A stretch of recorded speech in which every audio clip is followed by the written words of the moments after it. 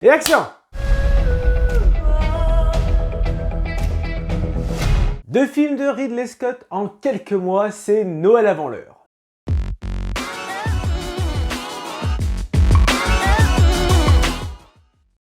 Salut, c'est Ludovic de Media Show, j'espère que tu vas bien. Et avant de débuter cette nouvelle vidéo, n'oublie pas de t'abonner à la chaîne YouTube, mais également de la partager avec tes amis et tes proches. Aujourd'hui sera donc question du biopic dramatique House of Gucci, réalisé par Ridley Scott, son deuxième long métrage pour cette année 2021, quelques semaines après Le Dernier Duel.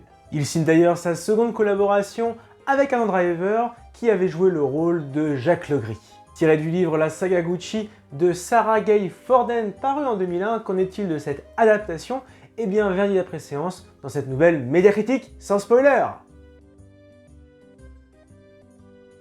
House of Gucci nous emmène au cœur de l'empire familial Gucci et ce qui se cache réellement derrière cette célèbre marque de luxe italienne. Plus de 3 décennies de passion, de trahison, de décadence et de vengeance entre Aldo, Rodolfo, Paolo et Maurizio, ainsi que sa femme Patrizia Reggiani, qui bouleversera à jamais sa carrière professionnelle ainsi que sa vie personnelle. Bien plus qu'un simple placement de produit de la marque de luxe, comme j'ai pu le voir sur certains réseaux sociaux, Ridley Scott nous offre un biopic dramatique bien exécuté portant sur la famille Gucci et plus précisément sur l'événement tragique autour du personnage de Maurizio depuis sa rencontre avec Patrizia. Le scénario se scinde en 3 parties. La première se révèle plutôt comme une comédie presque satirique. On y découvre chaque personnage avec beaucoup d'intérêt et chacun bénéficie d'un bon développement. La seconde partie se consacre aux affaires familiales quant à la reprise de la direction de l'entreprise, mais également de l'ascension et de l'influence qu'a pu avoir Patrizia dans cette affaire. C'est le moment de faire du ménage. C'est ma famille. J'en fais partie.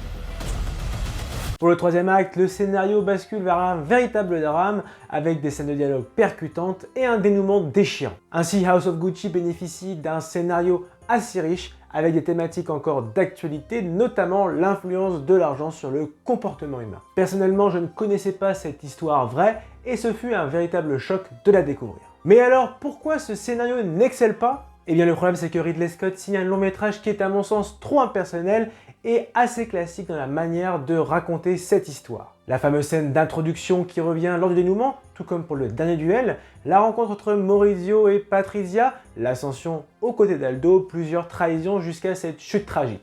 Ainsi, le rythme du film en prend un coup avec quelques longueurs. Bien évidemment, cela ne dégrade en rien à la qualité du contenu scénaristique puisque l'histoire reste tout de même passionnante, mais je ne vais pas vous cacher que cette réalisation manque tout de même de folie. Si le scénario se montre parfois inégal, la mise en scène est en revanche un franc succès et très sophistiqué. En effet, que serait un film sur le milieu de la mode sans costume et maquillage? Et très clairement, il y en aura pour tous les goûts, de Jeremy Irons avec un style vestimentaire très austère, jusqu'à Jared Leto au look excentrique, en passant par la sublime Lady Gaga, qui nous régalera avec ses nombreuses tenues chic. Paolo, tu es un Gucci, alors habille-toi en conséquence. C'est chic.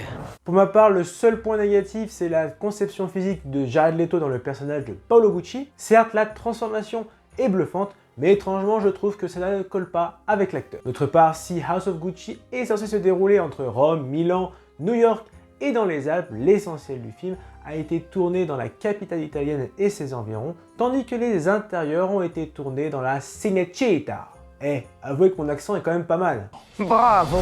Pour autant, les décors et les paysages sont fabuleux et on voit très clairement que Ridley Scott a pris un véritable plaisir à reproduire l'Italie des années 70. C'est visuellement grandiose. Enfin, la bande sonore est efficace et offre une touche de nostalgie à ce biopic dramatique. La distribution est également un maillon fort de ce long métrage. Après A Star is Born, Lady Gaga sort de sa zone de confort, à savoir le domaine de la musique, et s'empare du premier rôle de House of Gucci en nous offrant une magnifique interprétation de Patrizia. L'actrice est fascinante, elle est à fond dans ce rôle, antipathique et vraiment incroyable. Adam Driver se démarque une nouvelle fois dans le rôle de Maurizio. L'acteur me plaît de plus en plus, il a un sacré charisme, certes moins important que Lady Gaga, mais induit par son personnage. Al Pacino, c'est un peu le parrain dans House of Gucci et il joue son rôle à merveille, j'ai vraiment adoré son interprétation. Jared Leto est également très bon dans le rôle de Paolo Gucci, tout comme Jeremy Irons dans le rôle de Rodolfo Gucci, et parmi les seconds rôles, nous pourrons retrouver l'actrice française Camille Cotin qui commence à se démarquer dans le cinéma hollywoodien après Stillwater et nous offre une belle interprétation. Pour résumer, malgré quelques longueurs et un léger manque de folie, House of Gucci est une belle réalisation signée par Ridley Scott avec un scénario passionnant, une excellente mise en scène et un casting charismatique porté par la talentueuse Lady Gaga. C'est pour ça que j'attribue la note de 15 sur 20. J'espère que cette vidéo t'a plu, si c'est le cas, lâche le pouce bleu, partage également ton avis sur ce film dans les commentaires et n'oublie pas de t'abonner à la page Facebook, à la page Instagram, mais également à la chaîne YouTube sans oublier la petite cloche pour recevoir toute l'actualité de Media Show. Allez, à très vite!